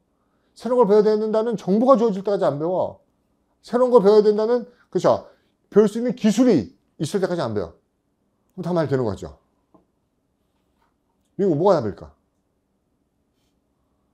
이렇게 푸는 게 아니라는 거예요. 분명히 얘기했어, 단순한. 이유는, 배우는, 여러분 다시 해볼게요. 그렇게 하는 이유는 뭐지? 모티베이션은 뭐지? 모티베이션이 뭐지? 왜 배우지? 새로운 거를? 어전트 니드 때문이죠. 뭐야? 다급한 필요성. 동기는 다급한 필요야. 뭐라고? 동기가 뭐라고? 다급한 필요야. 그럼 뭐가 있을 때까지 안 배우는 거지? 뭐가 들어가야 돼요? 다급한 필요. urgent, 다급한 필요가 있을 때까지 안 들어가지. 그 다음에 여기서 이제 찾는 거야. 다급한 거. 급해요. 그쵸. 급하게 필요해요. 급하게 필요해라는 단어가 evidence냐? information이에요? 테크놀로지. 뭐야? 못 없어요. pressure. 압력가하는 거죠. 빨리 안 해! 하고 압력가하는 거죠. 이해 갑니까? 무슨 말인지? 그러니까 오늘 이렇게 OT를 풀고 나서 이제 여러분들이 그 문제를 풀기 시작할 건데 그 전과 후가 다르게 문제를 접근해야 된다고요. 예쁘게 해석하는 문제가 아니라는 겁니다. 심플하게 해석해야 돼요. 나중에 해서 독해도 여러분이 동시통역 써야 되는 게 아니잖아요. 그래서 글자를 한 글자 한 글자 보는 게 아니고 왜냐하면 이렇게 글을 빠르게 단순화시키면서 파악해야지 그 시간이 안 모자르다고요. 필요한 부분을 빠르게 파악할 수 있다고요. 이것도 한번 봐볼까요? 이것도 되게 복잡해 보이는데 어떻게 단순화시키는 연습하는 겁니다.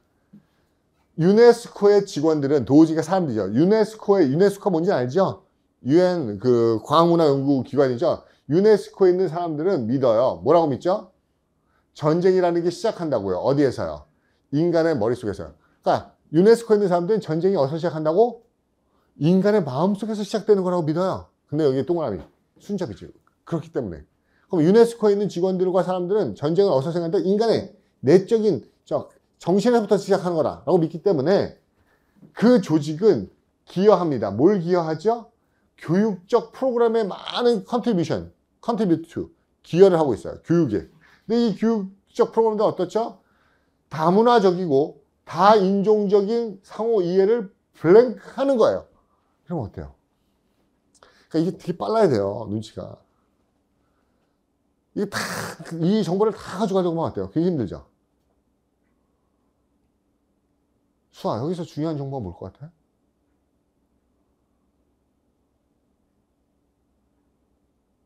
무슨 말이냐면 우리가 뭔가 우리가 고치고 수리할 때도요. 연장이 많으면 좋아요, 안 좋아요? 연장이 많으면 좋아요, 안 좋아요? 좋아요? 안 좋아요? 없으면 좋아요? 많으면 좋아요? 뭐가 있어야 돼요? 꼭 필요한 게 있어야지. 숫자가 많다 좋은 게 아니에요. 나한테 필요한 게 도가 있는 게 좋은 거죠. 그러니까 이거 정보가 다 있다고 좋은 게 아니라고요. 그러니까 어느 학생 유네스코니까 좋은데 형 제가 저거 알카이다로 버림없었는데 탈레반으로 고치면 여기 내가 탈레반으로 고치면 답이 바뀔 것 같아요? 안 바뀌어요. 똑같습니다. 여기서 가장 중요한 건 뭘까요? 보세요. 이거예요. 대시순접이에요. 저는 이렇게 본다. 딱 두 단어 밀출 수 있나고 어떻게 해요? 대시순접이야. 그리고 education 밀출 수 있습니다. 교육은 that. understanding 밀출 수 있습니다. understand. 여러분 교육은 understanding을 어떻게 하죠? 교육은 understanding을 높여요? 낮춰요? 보세요. 교육은 이해를 증진합니까? 감소시킵니까? 교육하면 이해가 증진되죠. 그럼 두 단어 교육이 understanding을 어떻게 하지? 플러스 시키네.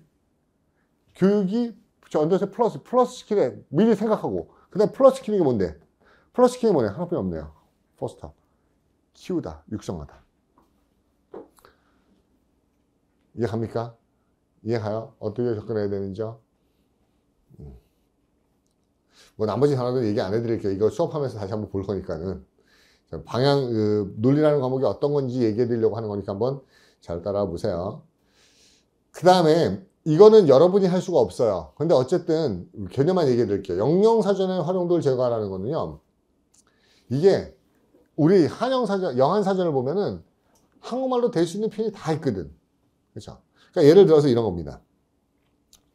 나는 겨울에 방학 때 스키 타러 가는 거 좋아해요. 왜냐면 하얀 설원이 나를 어떻게 하니까요. 그 어떤 단어 나와야 될지 알겠지. 그쵸? 근데 사전 찾아봐. 인타이스. 이게 뭐라는 지 아세요?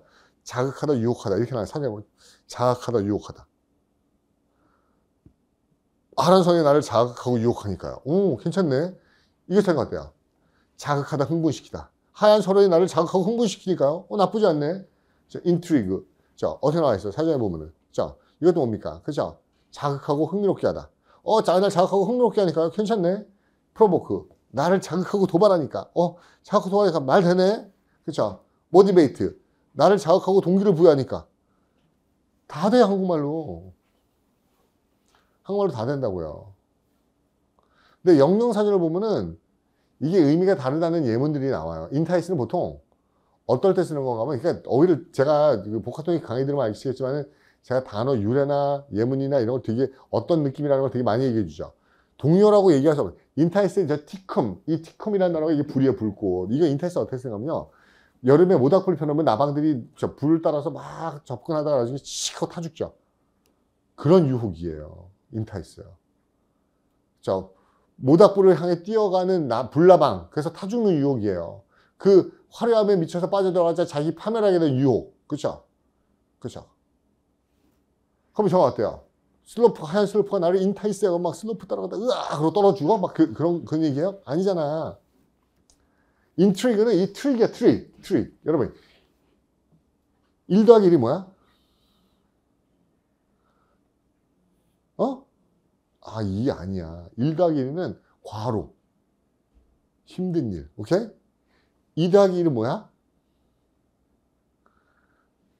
무슨 얘기 있어요? 지금 유치원 가는데 1 더하기 1은 뭐야? 그러니까 2, 아니, 힘든 일. 2 더하기 2는, 덧니? 막, 그러니까, 재밌는데? 더 해보세요.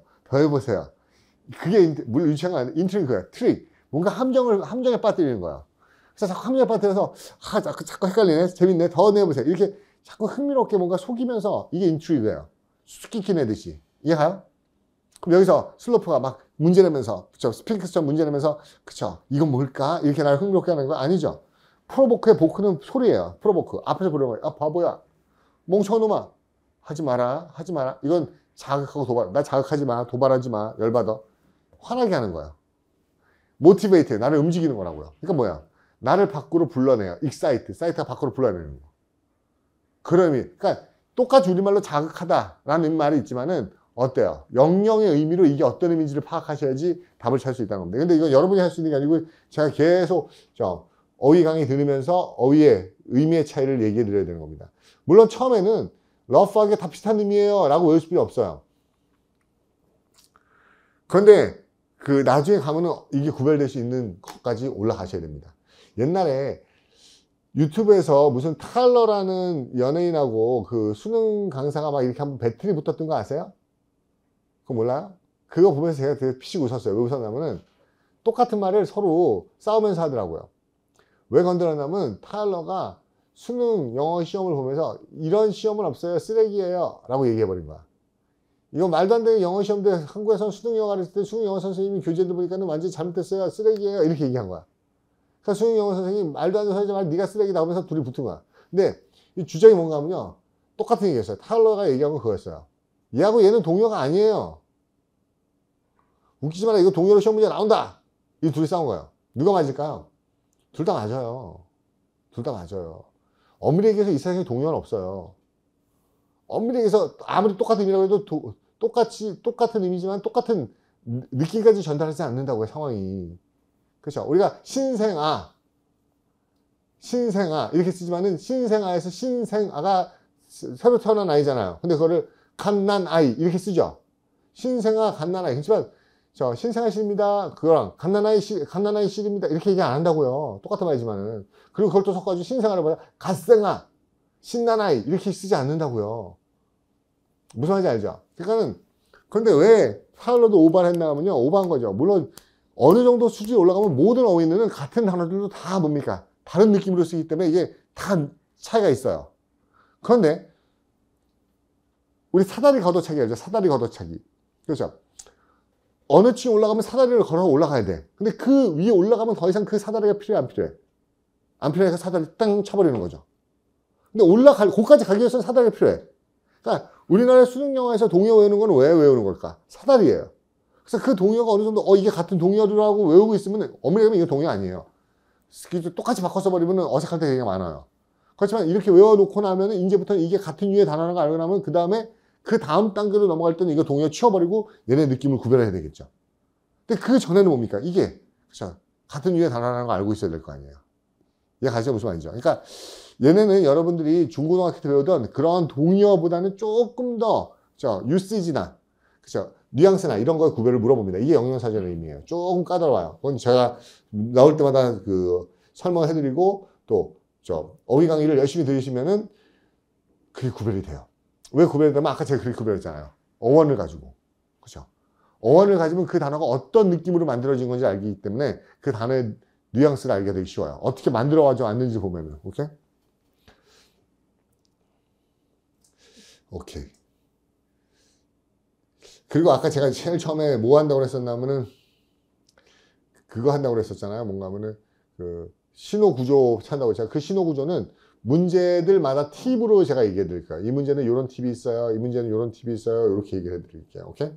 이게 오늘 논리에서 가장 중요한 겁니다. 이거를 다시 한번 머릿속에 넣고 여러분 교재에 보면 맨 앞에 이 내용이 쭉 적혀 있죠. 한국어로 적혀 있고 영어로 적혀 있고 제가 적어 놨어요. 요거는 항상 문제 풀 때마다 머릿속에 염두에 두고 연습을 하셔야 되는 겁니다. 오케이? 10분 쉬었다가 다시 하겠습니다. 화장실 갔다 오십시오.